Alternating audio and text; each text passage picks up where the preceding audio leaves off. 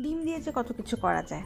তো আজকে করব যেটা, ডিম দিয়ে একটা চটপট, বাসায় যা আছে তার দিয়ে একটা রোল বানিয়ে ফেলবো।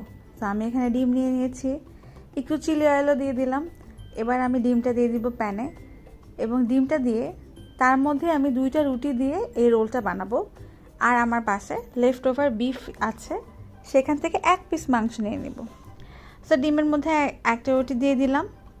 এবার এটাকে উল্টে দিয়ে এর উপরে আরেকটা রুটি দিয়ে দিচ্ছি, এবং দুই পাশই ভালো মতো হয়ে যাওয়ার জন্য কিছুক্ষণ ওয়েট করব।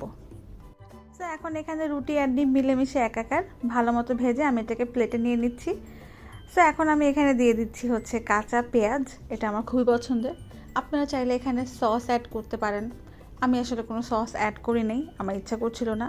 আর দিয়ে দিলাম আমার বাসায় থাকা লেফট ওভার বিফ আর একটু কাঁচামরিচ। এবার আমি এটাকে রোল করে নিচ্ছি। ব্যাস, আমার ইউনিক রোল কিন্তু রেডি।